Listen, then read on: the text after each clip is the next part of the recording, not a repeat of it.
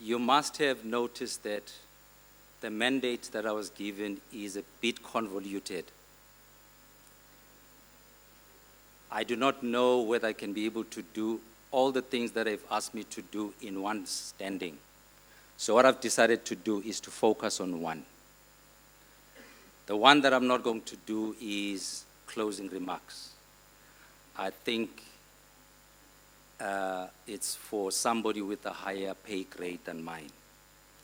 So what I will do is to leave you with thoughts or a set of assignments to take away with you, using the concept of a world of worker capitalists. I will not go through the definition of the concept, not unless there's a question, but this is an old concept which originates from the 80s, taking account of how systemic pension funds are in the world, not only in South Africa. And the concept has become even more important recently with gaping leadership gaps on the continent, particularly in South Africa. It has also been made even more interesting with the emergence of impact capital or impact investing capital. And what impact investing tells us is that gone are the days where we wait for government to take the lead in economic development. Private sector needs to take the lead. This originates and is also cemented by the emergence and the approval of the SDGs, where our heads of state concluded that they do not want to fail again, as we had failed with the MDGs. And when you look at SDGs 16 and 17, you will see that there's a huge emphasis of partnership between private sector and government. And what that tells us is that our heads of state began to have a foresight about what the future of our economies should look like. And also for the people in this room, we need to ask ourselves a question, and depending on how we answer that question, it will tell us whether we're ready for the future or not. And the question is, what is it that we're going to bequeath to future generations? And that is a fundamental question that underlies everything that you do, whether you're a money owner, a money allocator, or a money receiver. And more importantly, as you do what you do, don't just lead. Lead with impact. And leading with impact means doing everything that you're doing with the aim of solving the world's biggest problems. If you invest and you cannot answer the question, what problem are you solving for? You are not doing sustainable investing. And that for me is a litmus test for you. The concept of worker capitalists premises itself on that and says the problems that we're trying to solve are the kind of problems that tend to affect owners of pension funds. The problems are things such as joblessness, absence of skills, poverty, poor growth, poor asset allocation, all of which put together, they define an unsustainable society. Where there is uncertainty at the social level, there can never be certainty at the economic or commercial level. And that link is extremely important for you to understand. If you don't see the link, the likelihood is that you'll continue investing badly, and you'll end up with what we saw here in 2021.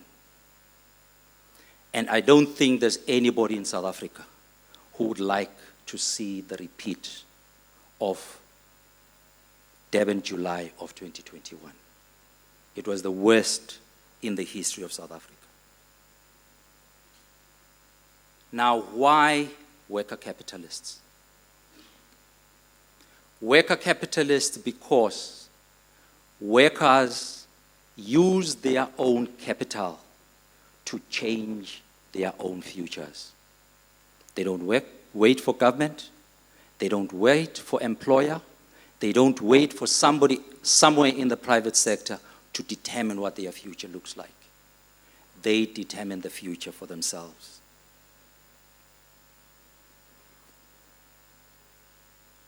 Why workers? Why workers? Because every day when you talk to organized labor, the first thing they tell you about is we are in the business of enhancing social wages for our members. But every day they go on strike. They corrode those social wages. In their minds, they cannot connect the two. Now, why workers? We want to see a cadre of workers that understands their role in the economy, that understands that whatever they do determines the growth or otherwise of the economy, determines the returns or otherwise of the investments that their pension funds put their money in. This inconsistency actually works against the futures of workers. They are the owners of pension funds. And the question is, why pension funds? Pension funds across the world are the most systemic institutions. You collapse pension funds, the likelihood is that the economy is also going to collapse. They command a significant part of GDP. In many countries, it could be even 100% of GDP. In South Africa, it's quite significant. But for some interesting reason, trustees don't understand the responsibility that they have.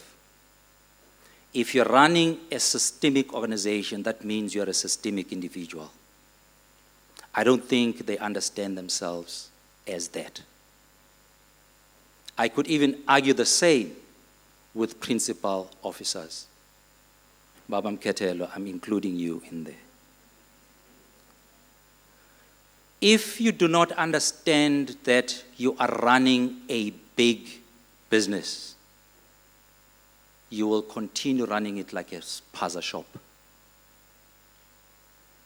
This has got nothing to do with what has been said about the PIC earlier on. So the psyche and the understanding of your responsibility relative to the rest of the economy is extremely important.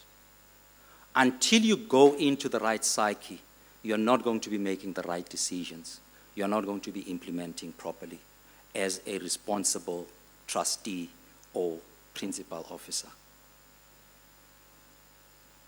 The one significant consideration that we need to think about as South Africa is that historically, and numbers were shown here by Duma Kubule earlier on, historically what we found is there is a unidirectional relationship in influence between the economy and pension funds. Pension funds will record good performance in times of economic boom. And the reverse is true. But if you think about it carefully, just take one pension fund in South Africa, the GPF. If the GPF can start thinking about itself as a systemic entity and give the right instruction to the PIC and oversight, you will change that behavior overnight. Instead of the flow always being from the economy to the pension fund, the GPF can actually make long-term decisions to reverse the relationship. where they influence the performance of the economy. Can you imagine what sort of South Africa will end up with? It will be a nirvana that none of us had ever expected. But that's where we should be looking as South Africans, and that's what we should be doing for us to get there. Combine the two. Worker on one side, pension fund on the other, you have an unbelievable instrument to change the futures of the world. And this is what I want you to be thinking about. Because for us to get to where we would like to get to, the world of capitalists, you need these two entities working together in a seamless fashion. Both having the same long-term view about the environment in which they operate. If you already understand the dream or the future of the future of a worker capitalist world, you may then start asking the question, how does this look like? How does this heaven look like for us? Does it take us back to the Garden of Eden or beyond? And this is where we then need to start thinking a bit tangibly about what this actually means. It's not just a theoretical concept. It's a concept that has been applied in one country in the world, Chile, and has been successfully implemented. This is how the future looks like if we end up at that nirvana. One, this is where you start taking notes. Reducing the role of the state as a proportion of GDP and rendering government as not a producer of goods and services, but a provider of the right environment, producing the right policies, and developing a capability of effective oversight. That is what government should be doing, and the rest of the production be left to the private sector. Organized labor will turn around and say, they'll raise prices, they'll make life complicated for us. But this is why you want an effective oversight mechanism from government. And when you think about regulation, the problem in South Africa is that when we think about regulation, we think we regulate for prices and tariffs. In Regulation 101, you regulate for three things. And all these put together are called access or sustainable access. It's price, it's quality, and certainty. If you have the right regulator and they regulate for all these three things, it doesn't matter who the producer of goods and services is, you'll achieve sustainability for the economy. And that for me is extremely fundamental. In the theoretical conception of impact investing, the role of the state should be reduced to less than 10% of GDP. Currently, on average, across the world, it's anything between 25% and 40% of GDP. You look at the Nordic countries, it could be above 80% of GDP. The Nordics can justify it because the governments deliver. We cannot justify it because our government does not deliver. Therefore, there's a huge logic for bringing down the role of the state in the environment in which you operate. If we do that, hopefully, we'll end up with reducing the negative impact of bad policy and bad implementation. Private sector becomes the driver of economic growth and the direction of economic performance. We hope that there'll be increased and sustained alignment between societal needs and capital allocation. And if you leave the bulk of capital allocation in the heads of the private sector, this objective is more likely. But if you leave the role of capital allocation to the state, this alignment remains in question. And the interesting thing is, whether it is the private sector that does capital allocation or it is the state, that is where an economy stands or falls. If you allocate badly, you will fall, and the reverse is true.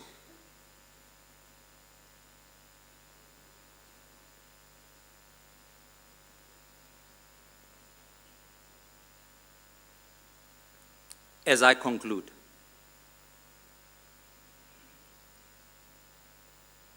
how do you test that we've arrived? There's an interesting experience which many parents have been exposed to. When you drive your children to a holiday, they don't know how far you're going to drive. The only thing that they want to know is, when are we going to arrive? If you drive from Joburg to Durban, the likelihood you'll be asked a dozen times, have we arrived yet? Have we arrived yet? Now, so that you don't have to be asking that question, I'll leave you with a set of markers that you're going to use for yourself to see whether we're tending towards that end state or tending away from that end state. And there's a likelihood that we're going to be asymptotic to that end state until we die. We'll have to leave it to future generations to assist us to get to the end state. One, pension funds take the leadership in asset allocation and deployment. Two, governments focus on developing sound policy and keen oversight. Three, workers in particular, not asset managers, not advisors, not trustees, workers, determine the future of the allocation of capital in line with their needs and in line with their comforts both during their productive years and their retirement years. One labor unionist once said before, what is the point of living like a pauper in my productive years with the hope of living like a king in retirement? We're trying to bridge that gap. Live like a king or a queen in both instances. And it's a function of how we invest. Next one is, we should see an increased crowding in effect of other private capital outside of pension funds, outside of South Africa. Then we'll know that we're having an impact. We will see an increase in labor absorption, which reduces unemployment in our dispensation. If we do that properly, we are going to see an increase or a ballooning of the middle class. And we know what that means. The rise of middle class is the beginning of the rise of wealth and the decline of poverty. That is where we should be. And hopefully, we will eliminate poverty. We should end up with a much leaner and efficient government that is driven by the right incentives of efficiency in production, rather than incentivize individual selfish interests. Done right and everything in place, social wages will reach unprecedented levels, which is a worker's dream everywhere in the world, not only in South Africa. And would like to hope that that is a dream of every government official. When they go to work every morning, they go to work to enhance the welfare of every South African. I don't know about you, This is my dream. Thank you very much.